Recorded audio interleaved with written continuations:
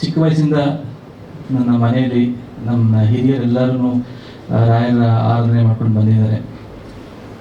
Daily ಬೆಳಿಗ್ಗೆ ಎದ್ದು ಸ್ಕೂಲಿಗೆ ಹೊರಡೋ ಟೈಮ್ನಲ್ಲಿ ಪೂಜ್ಯಾಯ ರಾಘವೇಂದ್ರಾಯ ಸತ್ಯಧರ್ಮರತಾಯ ಚ ಭಜತಾಂ ಕಲ್ಪವೃಕ್ಷಾಯ ನಮತಾಂ ಕಾಮಧೇನವೇ, ಇದನ್ನು ಕೇಳಿ ಹೊರಡ್ತಾ ಇದ್ವಿ, ಇಲ್ಲ ಹೇಳಿ ಹೊರಡ್ತಾ ಇದ್ವಿ ಸ್ಕೂಲ್ಗೆ, ಈ ಥರ ಇತ್ತು. ಬಟ್ ಆದರೆ ನನ್ನ 35-36 ವಯಸ್ಸವರೆಗೂ ನನಗೆ ಮಂತ್ರಾಲಯಕ್ಕೆ ರಾಯರ ದರ್ಶನ ಮಾಡೋ ಒಂದು ಸೌಭಾಗ್ಯ ನನಗೆ ಸಿಕ್ಕಿರಲಿಲ್ಲ. ನನ್ನ ಕಾಂತಾರ ರಿಲೀಸ್ ಆಗಿ 1 ವರ್ಷ ಆದಮೇಲೆ ನನ್ನ ಮನಸ್ಸಲ್ಲಿ ಒಂದು ರಾಯರ ದರ್ಶನ ಮಾಡಬೇಕು ಅಂತ ಇತ್ತು. ಸೊ ರಾಯರ ದರ್ಶನ ಮಾಡೋ ಒಂದು ಸೌಭಾಗ್ಯ ಸಿಕ್ತು. ಅದಕ್ಕಿಂತ ಮುಂಚೆ ನನ್ನ ಒಂದು ಎಕ್ಸ್ಪೀರಿಯನ್ಸ್, ರಾಯರ ಜೊತೆ ಒಂದು ಎಕ್ಸ್ಪೀರಿಯನ್ಸ್ ನಾನು ಹೇಳಕ್ಕೆ ಇಷ್ಟಪಡ್ತೀನಿ. ನಾವು ಒಂದು ಹಾಡು ಕಂಪೋಸ್ ಮಾಡ್ತಿದ್ದೆ ಕಾಂತಾರ ಸಿನಿಮಾಗೆ. ಆ ಹಾಡಿನ ಹೆಸರು ಸಿಂಗಾರ ಸಿರಿ ಅಂತ. ಸಿಂಗಾರ ಸಿರಿಯ ಪಲ್ಲವಿ ಕಂಪೋಸ್ ಮಾಡಾಗಿತ್ತು, ಚರಣ ಕಂಪೋಸ್ ಮಾಡ್ತಾಯಿದ್ದೆ. ಆವಾಗ ಯೂಶಲಿ ಕಂಪೋಸ್ ಆದಮೇಲೆ ಬಾಬಿಯವರು ನನಗೆ ಜೊತೆಗೆ ಇರ್ತಾರೆ, ಕೆಲವೊಂದು ಟೈಮಲ್ಲಿ ಕಂಪೋಸಿಂಗ್ ಜೊತೆ ಸಹಾಯ ಮಾಡ್ತಾ ಇರ್ತಾರೆ.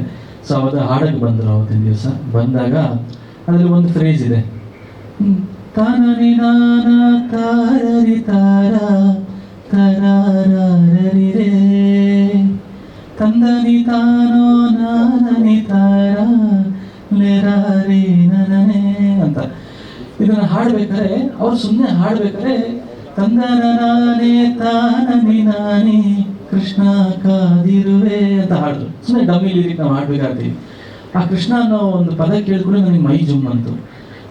ಬಾಬಿಮಾ ಇನ್ನೊಂದ್ಸತಿ ಹಾಡಿ, ನೀವು ಹೆಂಗೆ ಹಾಡಬೇಕು ಅಂದರೆ ಆ ಕೃಷ್ಣನೇ ಬರಬೇಕು, ಆ ಥರ ಹಾಡಿ ಅಂತ ಹೇಳ್ಬಿಟ್ಟು ಮತ್ತೆ ಅವ್ರಿಗೆ ಹಾಡಿ ಕೇಳಿದೆ. ಮತ್ತೆ ಅವ್ರು ಅದೇ ಥರ ಹಾಡಿದ್ರು. ಹಾಡಾಗ ಹಾಗೆ ಆಯಿತು. ಅವರು ನನ್ನ ಸ್ನೇಹಿತ, ಒಬ್ಬ ಸ್ಕೂಲ್ ಸ್ನೇಹಿತ ನನ್ನ ಮನೆಗೆ ಬಂದ್ಬಿಟ್ಟು ಇವ್ರನ್ನ ಅವರಿಗೆ ಹೋಗ್ಬಿಟ್ಟು ಮಾತಾಡೋದು ನಿಂತ್ಕೊಂಡ್ರು. ಅವ್ರು ನನ್ನ ನೋಡ್ಬಿಟ್ಟು ಬಾಯಿಲಿ ಅಂತ ಕರೆದ್ರು.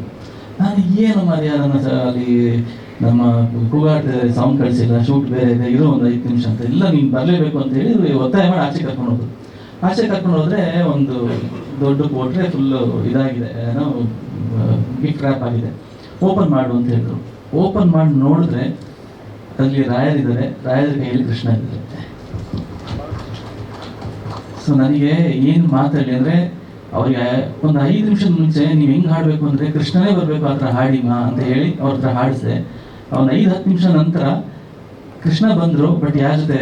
ರಾಘವೇಂದ್ರ ಸ್ವಾಮಿ ಜೊತೆ ಬಂದರು, ರಾಯರ ಜೊತೆ ಬಂದರು. ಸೊ ಅವತ್ತೇ ಗೊತ್ತಾಯಿತು ಆ ಸಿಂಗಾರ ಸಿರಿಯ ಹಾಡ ಮೇಲೆ ರಾಯರ ಆಶೀರ್ವಾದ ಇದೆ ಅಂತ.